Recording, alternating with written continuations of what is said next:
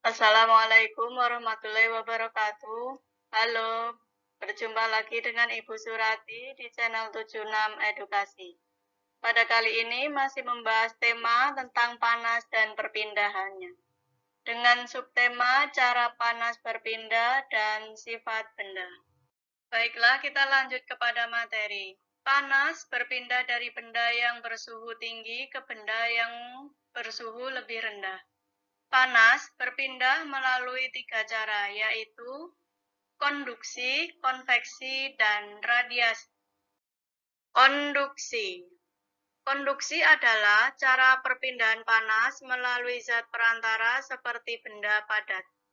Perpindahan panas secara konduksi disebut juga perpindahan atau kalor secara hantaran, yaitu perpindahan atau kalor tanpa memindahkan zat perantaranya sehingga yang berpindah hanya energi kalornya saja.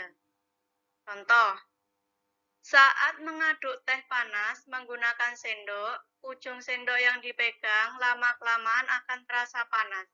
Hal ini membuktikan bahwa panas merambat melalui sendok. Setrika listrik. Ketika dihubungkan dengan arus listrik, maka arus listrik akan mengalir melalui elemen pemanas, kemudian berpindah ke bagian alas setrika. Konveksi. Konveksi adalah perpindahan panas yang disertai dengan perpindahan bagian zat perantaranya. Umumnya terjadi pada zat cair dan gas. Zat yang menerima kalor akan memuai dan menjadi lebih ringan sehingga akan bergerak ke atas.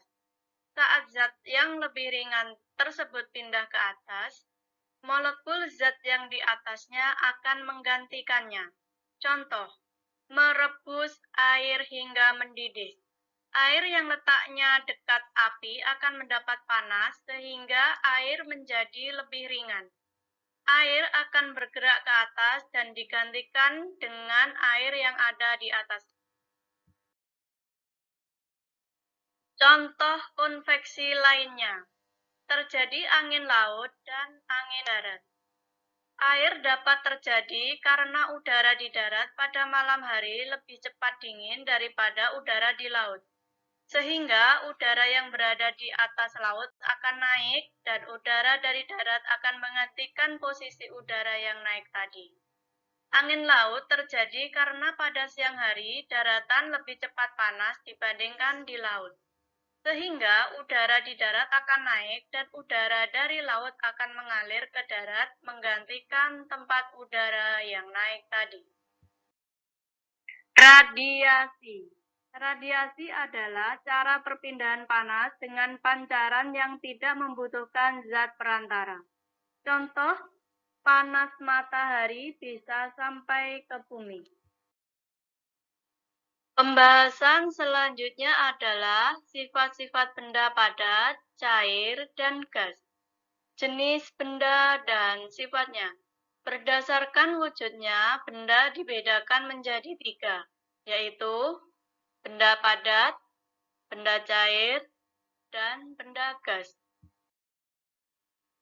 Sifat benda padat. Sifat-sifat benda padat, yaitu 1. Memiliki bentuk dan volume yang tidak berubah. 2. Memiliki permukaan yang kasar atau halus.